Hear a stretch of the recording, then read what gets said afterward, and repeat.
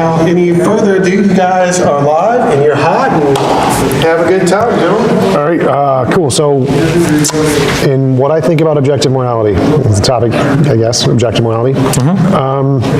I think that we see a pattern in moral progress, that the changes in morality across time and culture seems to be the same as time goes on.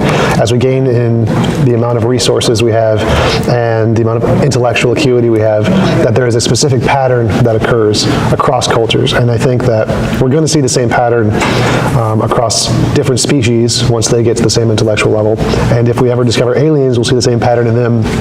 And once we get AIs, we'll see the same pattern in them. And if we do see this consistent pattern across different intellectual species of life, then that's good reason to believe that there's this pattern is caused by something greater than just evolution, especially if we see it in AIs, which aren't evolutionary. And if we see it in other planets and other species, that's a good indication that it's more than just human society. And if it's greater than human society and evolution, then I think it's a good indicator that it's probably something more, even though we don't know what that something is yet. I guess broadly speaking, my biggest issue when you talk about any kind of objective moral, am I talking to them or am I talking to you? Me. Because I can talk quietly like this, or I can project my voice to the whole hall like this. Project. Okay. We don't have any speakers. So typically when I talk about morality or objective morality, usually my big problem comes when we try to establish any kind of moral fact. The problem is that we can observe a set of behaviors or phenomenon, and some people like to say, well, look, that's morality. But if I take a certain behavior and I get two people to watch it, and they have a disagreement on the morality, there is absolutely no way for them to resolve that dispute without trying to reference some external text or something else. Whereas if we try to resolve any other type of qualia or sensory experience, like is the dog soft or not, is this the color red or blue, we have either sensory organs or we can employ some faculty to figure out if there is some underlying fact of the matter here.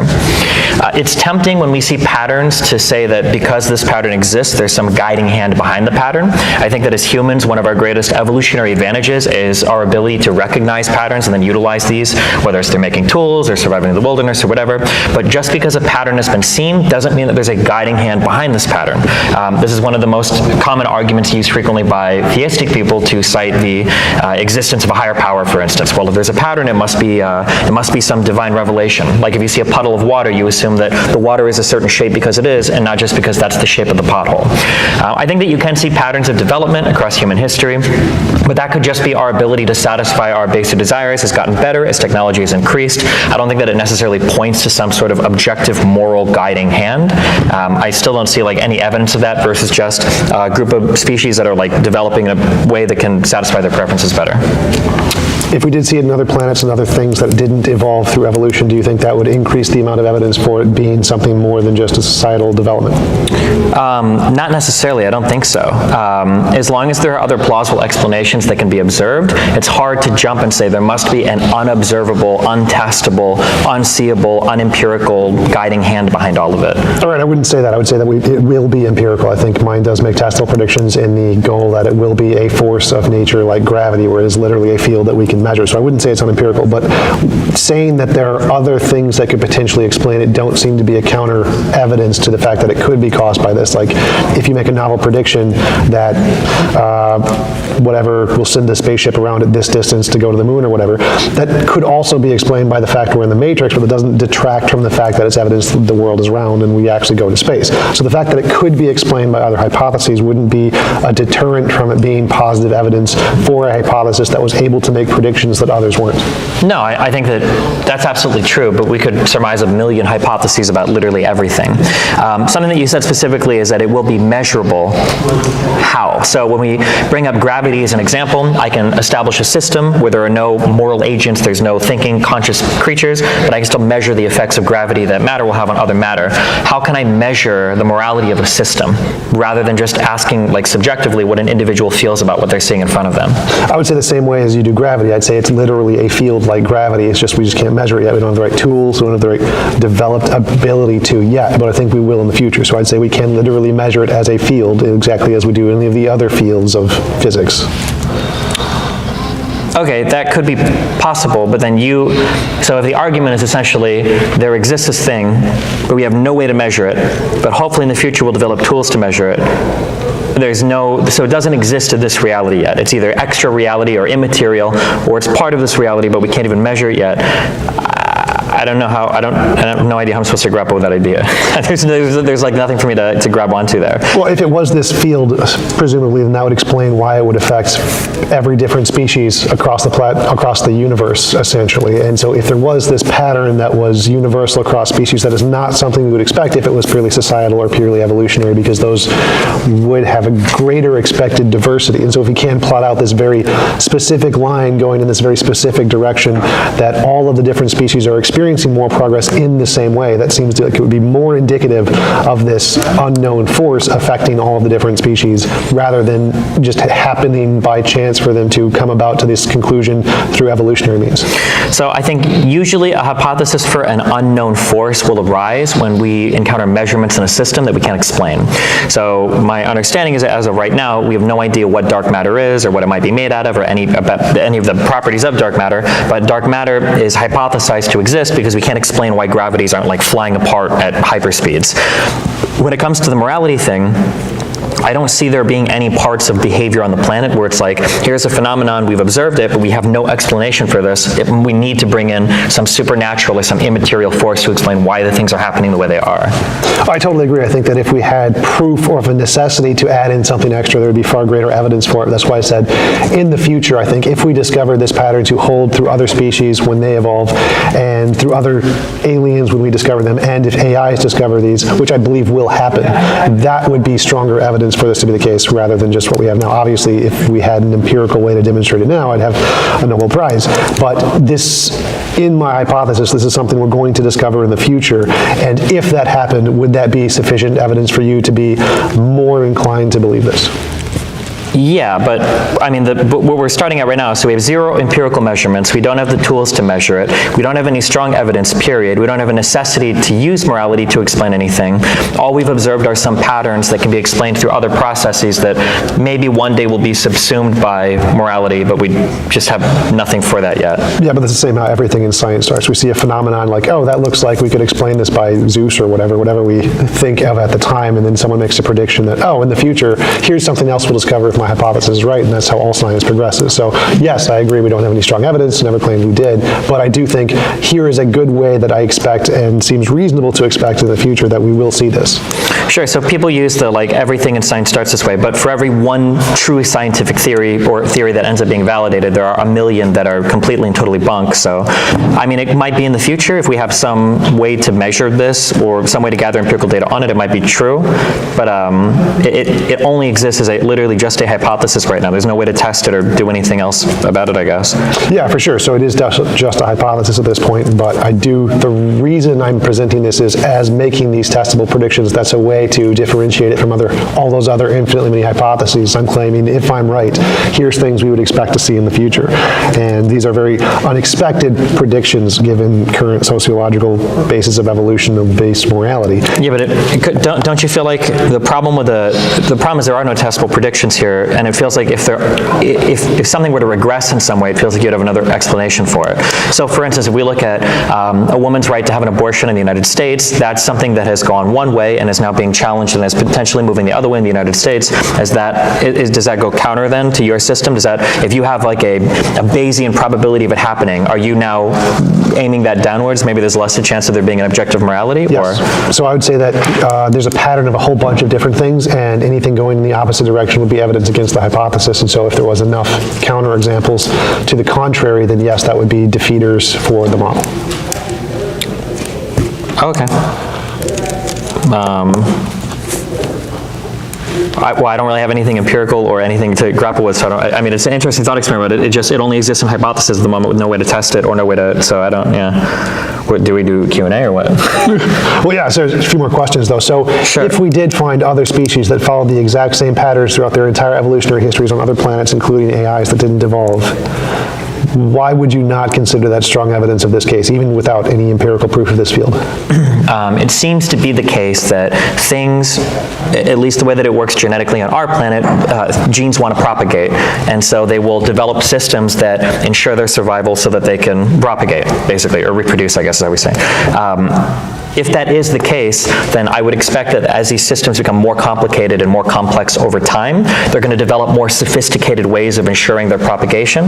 And I don't think that you need any kind of like extra moral fact or extra immaterial thing to explain that guiding hand. It'd be like saying that markets are guided by God, because Adam Smith talks about the invisible hand of the market ensuring competition lowers prices for people. I don't think just because you'll get these kind of these emergent properties from systems doesn't necessarily mean there has to be like a guiding immaterial thing moving those systems in a direction.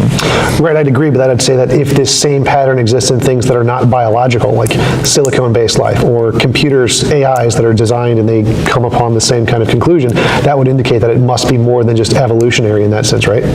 Or evolution could work the same way across the entire galaxy now, or universe. Well, I mean, things that literally didn't evolve, AIs, no evolution. Things that literally didn't evolve. It's hard to imagine something that doesn't evolve from something else, but I mean, I guess it's possible, yeah. Much the same that if I were to discover on another planet, a million light years away, that they worshipped a being that died and came back 3 days later called Jesus Christ, I'd be like, okay, holy shit, maybe, the Jesus thing is real. Yeah, that's possible, yeah. Yeah, for sure. I'd say that would definitely count as evidence of Jesus if we did discover, like, on every different planet they all believed in Jesus or something. So I'd say that the same thing would apply in morality, that if there is this consistent pattern in things that are both evolved and non-evolved, human, societal, and whatever other alien and AI species there are, I think this would definitely be something we should take seriously as a real potential. Perhaps. So, okay, so I'll push you on this then. How do you measure moral progress? What are you seeing as moral progress? A pattern in the same direction. So whether or not you call it progress or not isn't important. What matters is there a consistent pattern to the way in which the moral inclinations change? And if there is a consistent pattern in that, whether you call it progress or regress doesn't matter. What matters is like if you see a bunch of rocks pointed in the sand, whether you call it up or down, who cares? There's still a specific pattern in the sand. So, but what does the pattern look like? For me, I define it as any involuntary imposition of will is immoral, or the extreme would be like, it would be a perfect world would be one where it's impossible to force anyone to do anything they don't consent to. And so that would be the direction that I'm thinking it's going in, based on my model. Why does that have to be morality? It doesn't have to be. It's just the conclusion of what I see as the pattern in moral progress. So I see things changing like LGBTQ rights, women's rights, voters' rights, animal rights. It seems like as we gain in technology and intellectual acuity, it seems that our scope of freedoms increases, that we want people to have more freedom to do what they want to do without being forced to do things that aren't. Sure, but what do you point to say that like this is an example of progress? Like what if I say, well, I'm measuring moral progress by the average weight of a person, and I say that our society is progressing because we weigh more and more. Like what's to say that your measurement of progress is better or worse than my measurement of progress? The place that I'm going to this is that on an ethics or an epistemic level, what I'm trying to get you to, it seems like you're invoking normativity to kind of prove normativity. So I'm asking you like, how do you know that moral progress is happening? And you're giving me a discrete set of things like, well, these people are gaining more liberation, or these people have more choices, or these people have less involuntary things faced towards them. I'm saying, well, why do you value what is like a voluntary and involuntary action? It seems like to even have that value, you already have to invoke some level of ethics to get there. And that level of ethics, I just don't know where that comes from. If by level of ethics you mean like moral intuitions, yeah, I definitely feel like we have intuitions towards some things being moral and some things not being moral, and those would be like the phenomenon of morality. And is there a pattern in this phenomenon that we use the word morality to refer to? I would say yes, and then that would be those feelings we have towards those specific things. Does that have a pattern? And if yes, then we're going to call that moral progress, because we use the term morality to refer to that set of phenomenon as opposed to other sets of phenomenon. Sure. So then one big issue that I have at the beginning of this, I said, how do you observe a moral fact? Usually these conversations boil down to some level of intuition. My earlier problem with two people disagreeing on a moral fact is there's no way to resolve that disagreement. So if you have have two people with juxtaposed moral intuitions, how do you solve for that? So say we have two men and they both want to get married. Now it seems like in your intuition, we have less of an imposition of involuntary action, right? So they're able to get married, but a religious person or another type of person might look at those two people and say, well, this is immorality, like society's descending into chaos, we're not being loyal to our bodies, we're not acting, the function of a man is not to follow the form of a man being like with another man, this doesn't work this way. How do you resolve the disagreement between these two people who look at one as moral progress and another as a moral regression?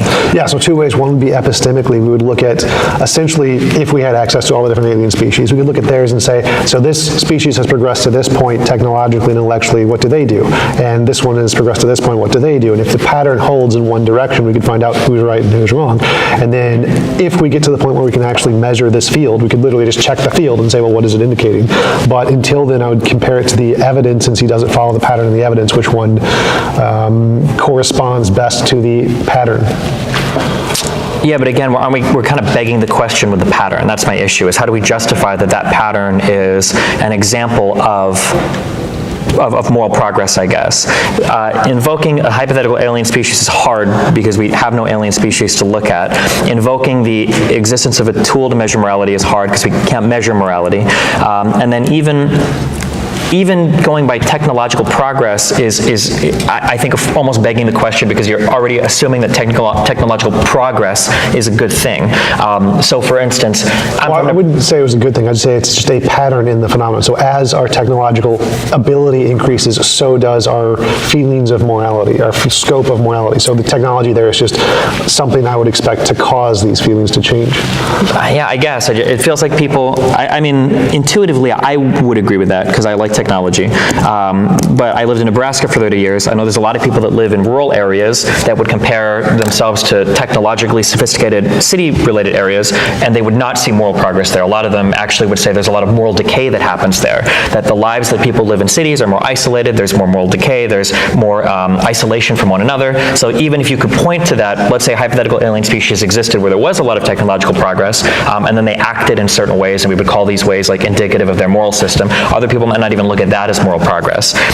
To go all the way back again, it feels like in order to say, I believe in morality because it follows some pattern, the question is always going to be, well, how do you define that pattern? That's where the interesting question is, not like if we have a pattern, is it going in one way, but rather what is the pattern we're looking for? And I don't know why we would point to one pattern, such as some sort of progress in technology or longevity or whatever, versus another pattern that might be how faithful are we to our friends and families, how much do we believe in God or Jesus, or any other type of pattern that people might, I guess, hold themselves against. Well, I would say that when you plot out all the different data points on a graph, and you can assess the graph in many different ways, it will change like how straight the line is or how much it corresponds to a particular direction rather than another. And so if there's one set of criteria that you put on the x-axis and one set on the y-axis that makes it like a more straight line, that would be more indicative of that being the underlying principle that it's following, rather than one that makes it a much more jagged line where the p-values don't correspond to a straight line and it's a much more jagged thing. So I think if we can come up with different principles and different sets of criteria to put on like the x-axis and the y-axis and compare which one does it seem that promotes the best, straightest line, would it give us an indication of which one is probably more correct than the others. Okay, I feel like we're gonna circle around on this a lot. So I agree that you can do that, but it seems like all of the work that you're doing is in the following the data, but the questions that we're having that are relevant to morality are preceding the graphing of the data, and it's the choosing of the data. That's the hard part.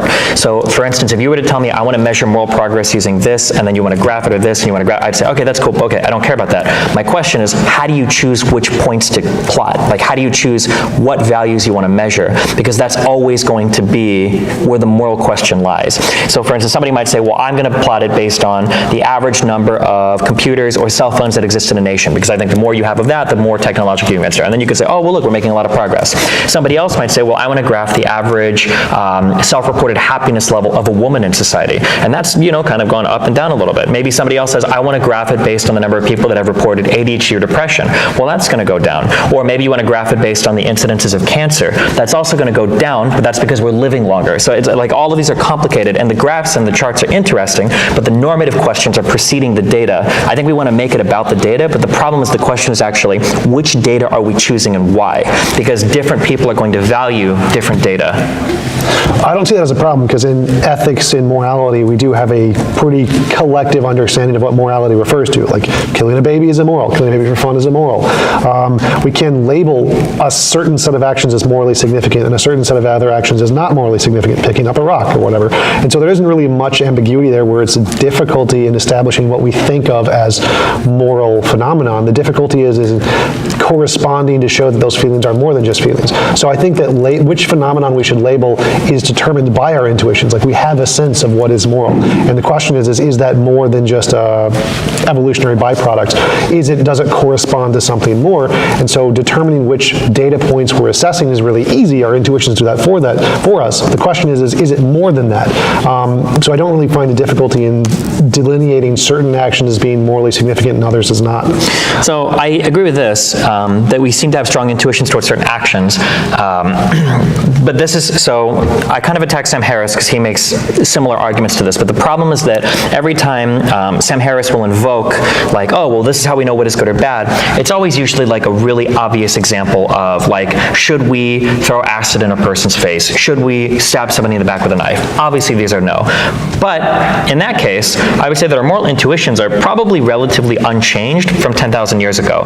Even way back then, murdering a friend is a bad thing, raping somebody is a bad thing, stabbing somebody is a bad thing. But I think that when the moral questions become more complicated, I think that relying on those basic intuitions becomes much more challenging. So you brought up killing babies as an example, and I can point to the huge divide we have in the US over whether or not we should be pro or anti-abortion.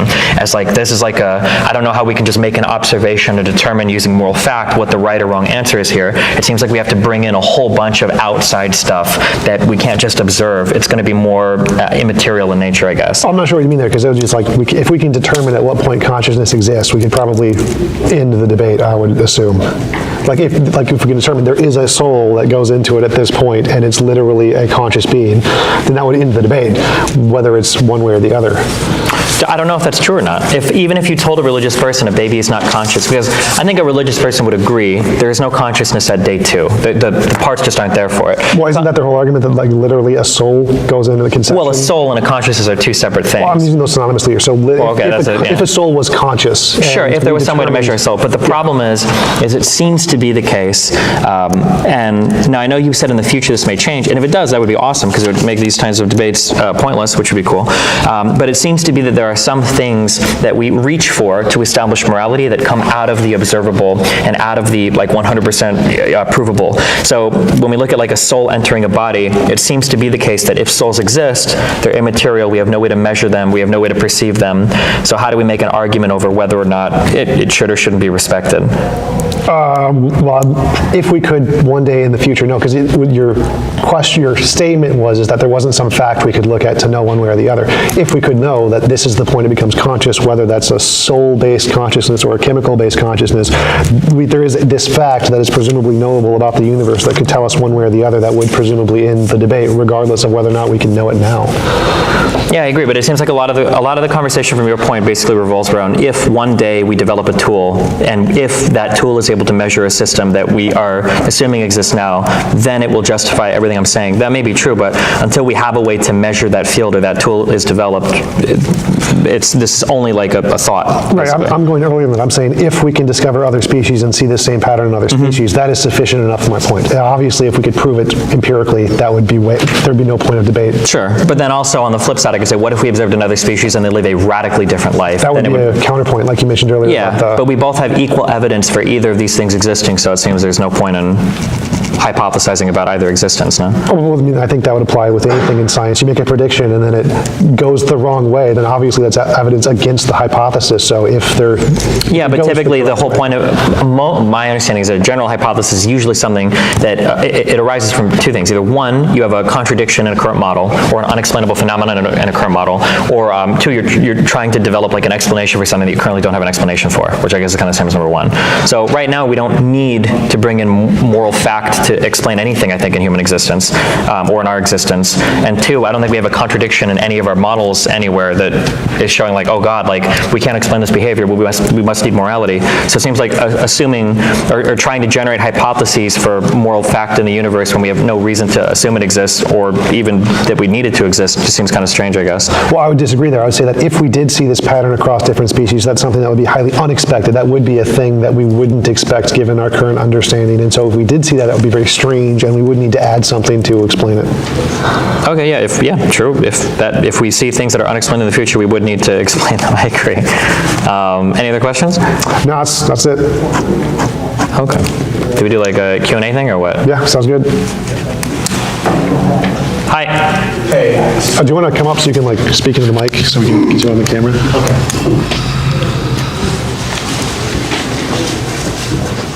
I'm not really sure how I'm supposed to do this. Just hold it like that.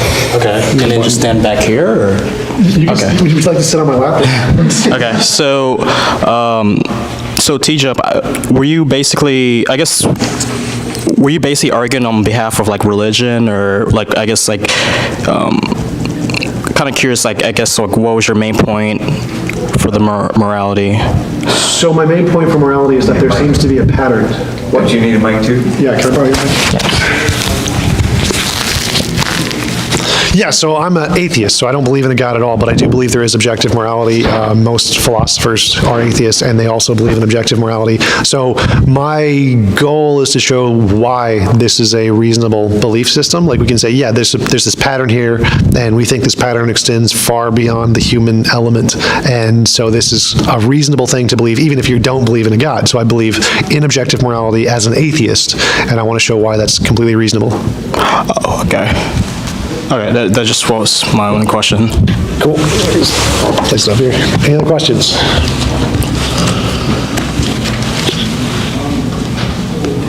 Okay. Cool.